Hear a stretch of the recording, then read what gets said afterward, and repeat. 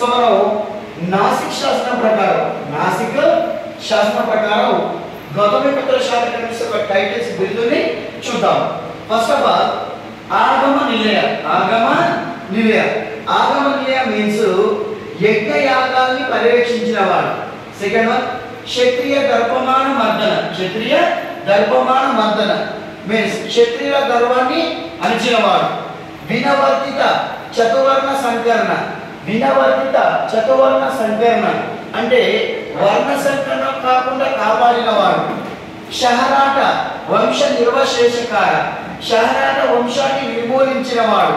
శక యవ్వన పహల్లవ నిర్వశేషకార శకులని యవ్వనులు అంటే విదేశీయులని పహల్లవులని నిర్మూలించినవాడు.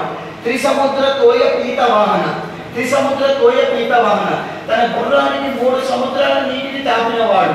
అంటే అరేబియా, హిందూ మహాసముద్రం, బంగాళాఖాతం నీటిని తాకాడు. రామకేశవ ఈక్వల్ ఆఫ్ గాడ్స్ దేవతలకు సమానమైన వాడు. రాజా అంటే రాజాది రాజా.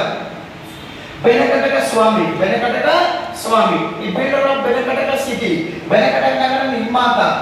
ఏక బ్రాహ్మణ బ్రాహ్మణులో అత్యుత్తముడు. ఏక ధనోద్ధారుడు గొప్ప విలుకాడు గ్రేట్ ఆర్చర్ గొప్ప విలుకాడు. సత్పురుష నాశయ ఉత్తమమైన పురుషులకు ఆశ్రయం కల్పించిన వాడు. ద్విజకుల వర్ధన అంటే బ్రాహ్మణ కులాన్ని ఉద్ధరించిన వాడు. సర్వమండప వందిత అన్ని మండలాల గౌరవాన్ని స్వీకరించిన వాడు. సమర వజిత శతు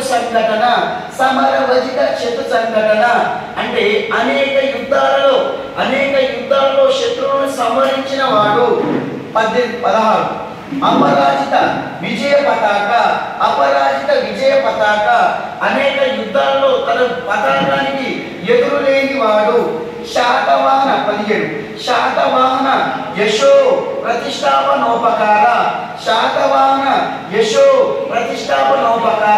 శాతవాహన ఆయుస్సు వయస్సుని రాజ్య వయస్సుని యశస్సుని కాలాన్ని పెంచినవాడు.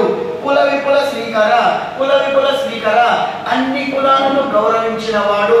ఇవి 18 నాసిక్ శాసనంలో గౌతమి బాలశ్రీ తన కుమారి యొక్క బిరుదులన్నీ కూడా రాయించడం జరిగింది. ఓకే.